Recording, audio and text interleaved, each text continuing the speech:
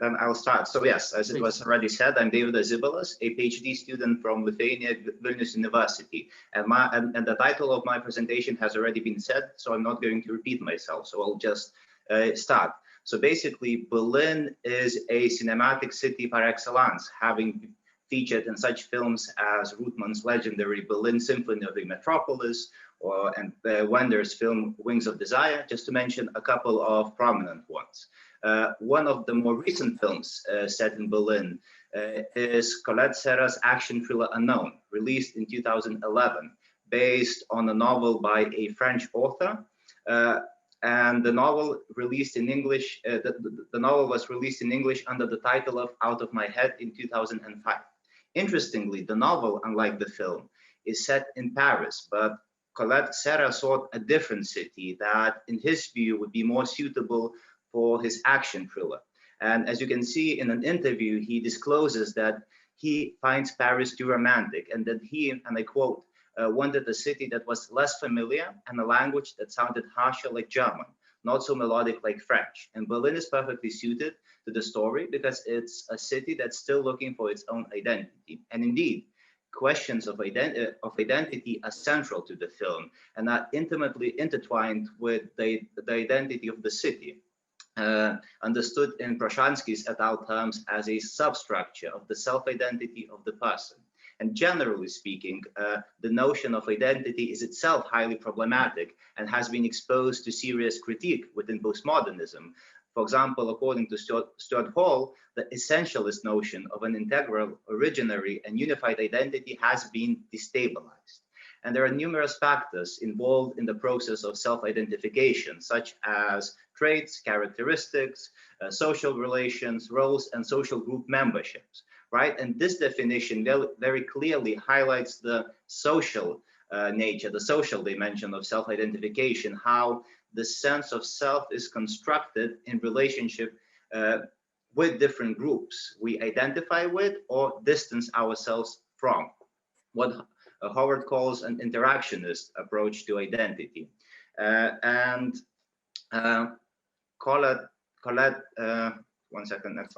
Collet-Serra's film dramatizes issues of identity in relation to memory, another highly theorized concept. And in general terms, I think it will suffice to say that memory refers to numerous biological devices by which living organisms acquire, retain, and make use of skills and knowledge. And the notion of memory is connected to that of identity. Asman, for example, defines memory as the faculty that enables us to form an awareness of selfhood, both on a personal and on a collective level. And very much like the concept of identity, memory is a matter of communication and social interaction. And moving on to my objectives of the presentation, since Berlin is the locus where the issues of identity and memory of Martin Harris, the protagonist of the film, unfold, I focus primarily on the interrelation between the two, also taking into account Ernst Jürgen, another character, a former Stasi agent who becomes crucial for reflecting on the troubled past of the city. And I very much subscribe to Ralph's and Prashansky's conceptions of place identity, since in both of the sources, place is understood as an integral part of self-identity, and both the physicality, the so-called identity of a place, the social, psychological dimension, that is identity with a place, are taken into account. In my view, no notion of place identity is complete without combining both of these perspectives. By relying on the well-established tradition of viewing cities as texts, specifically through the lens of Deschartau's chapter, Walking in the City, I explore how Martin partakes of the act of enunciating a socially complex image of the city, or the physical dimension. Then I also concentrate on issues of self-identification and explore how Martin's loss of self is developed in the light of the tumultuous past of the city, or the social psychological dimensions. And I do this by relying on an interactionist approach of identity and memory, specifically as developed by Asman. So before I move on with the discussion, I think it would be useful if I just very briefly summarize the plot of the film for those of you who haven't seen it. I think it might be helpful to follow my argument, right? So basically, the film revolves around Martin Harris, played by Liam Neeson, and his attempt to regain memory after having been involved in a car accident in Berlin. After waking up from a coma, he tracks down Liz, who is supposed to be his wife, but interestingly, she does not recognize him or pretends not to recognize him, and he finds his place taken by an imposter, another Martin Harris, played by Aidan Quinn. So with the help of Ernst Jürgen, who feels lost since he identifies with the communist past of the city, and Gina, an illegal Bosnian immigrant, Martin attempts to reclaim his supposedly stolen identity, only to find out that he was never Martin Harris. In fact, he's part of a terrorist group called Section 15 and is sent to Berlin on a mission to eliminate a prominent scientist. So discovering, or rather, I should say, rediscovering the truth, Martin stops his former colleagues from carrying out the assassination. And the film basically ends with Martin assuming another identity and leaving the city. Now, moving on to the analysis, the film itself provides clues for how to read the representation of Berlin in the film. At least that's what I think. So when Martin and Liz land in Berlin at the start of the film, we hear the phrase "Welcome to Berlin" twice. Once uttered by a representative of authority, a border force officer, and the second time by Liz, said sarcastically when they step outside the airport and are met by heavy snowfall. So basically, Liz's personal encounter with an unwelcoming Berlin induces her to subvert the perfunctory words uttered by the official, a cliche used to welcome tourists to a new city. And I think this evocation also kind of entails the official, monumental city. And only then is the title of the film presented. First, the word known appears, immediately followed by the prefix "an." So the first component of the title, the word known, stands for the official Berlin, evoked in the words of the officer. And the addition of the negation, in my view, signals that the film will transform this known city into something less familiar, into an unknown Berlin, evoked by Liz's words. And in essence, this tactic of subverting the known Berlin these tactics of subverting the known Berlin are in operation from the very start of the film. So the known is always followed by a negation, by the "an," metaphorically speaking, of course. So the monumental city, including the Soviet War Memorial, the Victory Column, and the Brandenburg Gate, we encounter at the start when Martin and Liz get into a taxi. This city is simultaneously negated by something unfamiliar. So the familiar monuments are juxtaposed with, for example, the taxi driver who is talking in Turkish on the phone. And this moment is actually highlighted in the film itself, since both Liz and Martin remark with a very big smirk that they have no idea what he's saying. So indeed, Martin's tours and detours of the city enunciate a very un-German city, to play with the logic of the title of the film. Apart from the hotel staff, Martin's doctors, and the former Stasi agent, we barely encounter any Germans at all. So basically, Martin navigates between two different Berlins, the central one, that of iconic monuments, hotels, and galleries, and the peripheral city of misfits and illegal immigrants. After Martin confronts his imposter for the first time in the hotel and is escorted out by the security, he walks through the Brandenburg Gate and enters symbolically a different Berlin. We see him walking alone at night against the backdrop of sex shops. He tries to find a room in a seedy-looking hotel with the receptionist hiding behind a thick glass wall. We see him washing up in dirty metro bathrooms and so on. So by trying to regain his supposedly stolen identity, he enters spaces that are dominated by illegal immigrants in the film. And these spaces are characterized by tensions between the immigrants and the locals. So for example, Gina's former boss exclaims that, and I quote, "Illegal immigrants are destroying German society." This is what he says to Martin. So Martin then frequents places that would normally not be kind of depicted in official city guides. So the film itself also overtly contrasts Gina's apartment, so one of the illegal immigrants, with the Adlon Hotel where Martin was supposed to stay with his wife. When Gina says, for example, I know it's not the Adlon Hotel.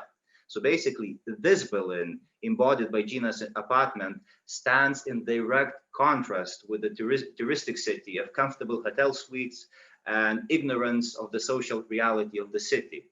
So by roaming the streets of Berlin in an attempt to regain his memory, Martin partakes of the act of enunciating a socially complex image of the city. So in the Chertau's term, Martin is a walker, the ordinary practitioner of the city who follows the thicks and thins of an urban text. So in essence, Martin becomes the source of a pedestrian enunciation of a particular image of Berlin, transforming it into a legible text. And I especially associate the camera work used in the film as tracing the process of writing the city and transforming it into a text. So Berlin is not constructed as an abstraction viewed from the perspective of the voyeur, meaning viewed from the above, but as seen from the perspective of the walker, of the practitioner of the city. And the only panoramic shot of Berlin occurs at the very end of the film, when the elevated position finally transforms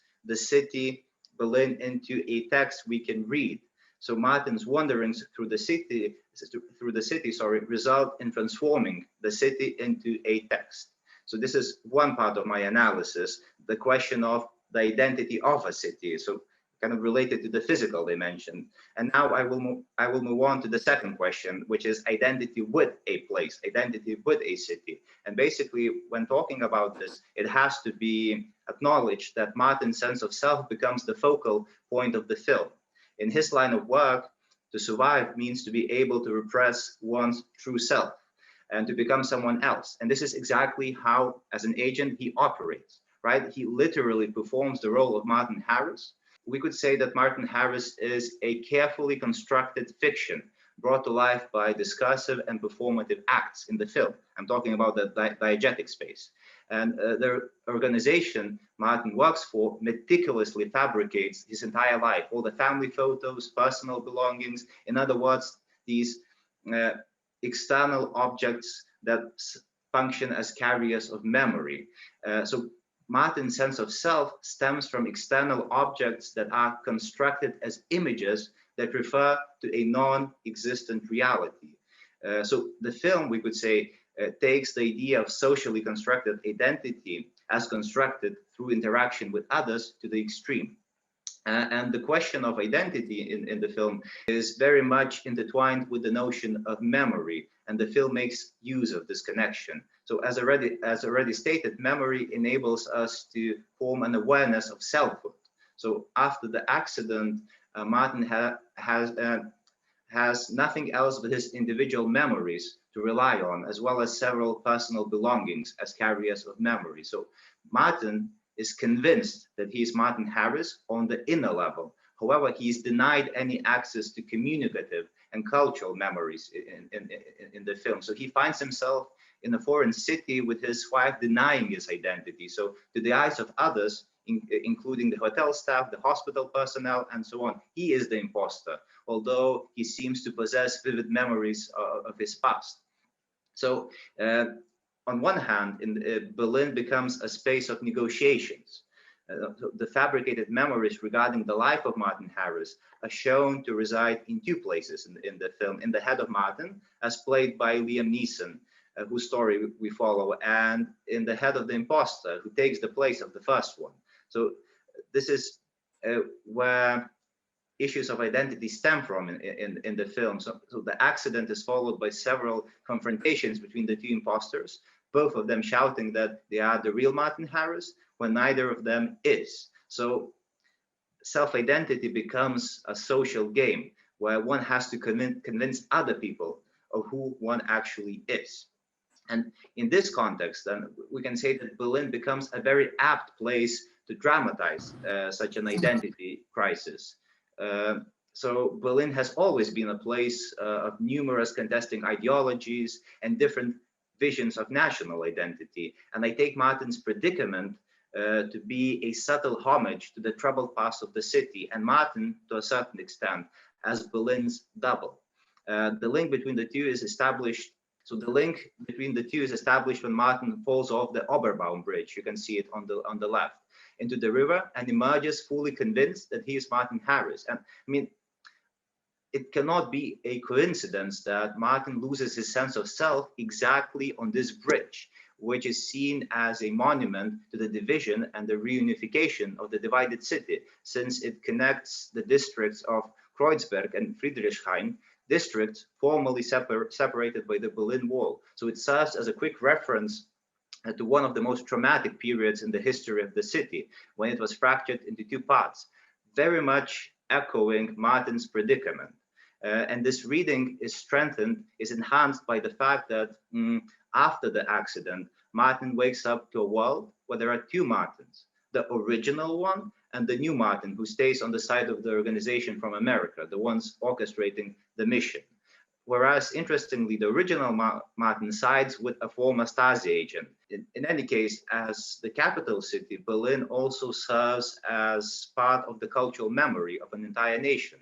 However, as a city with two pasts, one capitalist and the other communist, a former playground for two competing ideologies and a potent symbol of the Cold War, Berlin is shown as still haunted by its past in the film. And the identity crisis of Ernst Jürgen is crucial for addressing and reflecting on the troubled past of Berlin. Jürgen's loss of sense of self, paradoxically, stems from the fall of the Berlin Wall and from the reunification of the East and West Germany. He's very much nostalgic towards the communist past of the city and the nation, which he himself articulates when he meets Martin for the first time, when he says, and again I quote, basically Jürgen pontificates about the forgetfulness of Germans, when he says that Germans are experts at forgetting. We forgot we were Nazis. Now we've forgotten 40 years of communism, all gone. But it's not just history that's forgotten, it's people too. So as we can see, he feels that the past he identifies with, the communist past of the city, has been lost and forgotten after the process of reunification of the nation. So to borrow Rell's phrase, he finds himself in a state of existential outsidedness. That is, he is self-consciously aware of his alienation and not belonging, which is clear from what he says, but also not only from that. His apartment becomes a very important symbol in the film as well, because his apartment, as you can see on your screen, reflects his strong affiliation with the communist past of the city. The film makes it very clear that the apartment itself is located in the formerly East District of the city. So rather than, by the way, rather than hiding his past, the fact that he was part of Stasi, an institution responsible for many repressions, he declares that he is proud of this. And we can see numerous representations of his cognitions in the form of externalized memories on the walls. There are numerous photographs, as you can see on the right, medals, and the insignia of East Germany. So basically, his apartment looks more like a Cold War museum than an actual apartment. So he strongly identifies with groups of people and institutions that are no longer in existence. So East Berlin serves as an important substructure of his sense of self, and the reunified city does not correspond to the existing place-related cognitions or to the memories that he has. And it is also very significant, the last idea, it is significant that Jürgen dies at the end of the film, as if confirming his own words that people and history are forgotten in Germany. So in the film, we can see him, I mean Jürgen, as a figure that encodes a particular cultural memory of the city, which dies together with him. And now I think I'm almost run out of time, so I'll quickly move on to conclusions if I can. If I run out of time, just stop me. So basically, the film problematizes the notions of identity and memory. The city becomes a space of tension, where different conceptions of self are negotiated and established. And identity is not something that stems from the individual, but is rather established in the process of socialization in the context of the city. So Martin, for instance, is certain of who he is. However, his memories are discredited by people surrounding him, especially his wife. In addition, Unknown also problematizes a simple reading of Berlin, and it is shown as a very ambivalent place, almost as two distinct places, one consisting of monumental buildings, hotels and galleries, and the other of illegal immigrants and their poorly built dwellings. Just last general conclusion is, because, yeah, sorry for the time, Hollywood action films then are anything but simplistic and do not provide a senseless spectacle as is popularly believed. They become an important source of a nuanced city representations and can provide insights into complex histories of particular cities. And many action films are set in major European cities, and the character's city lens explored here in this paper can serve as a useful device to unravel the complexities of cinematic cities. And thank you for your attention, and that would be it from me.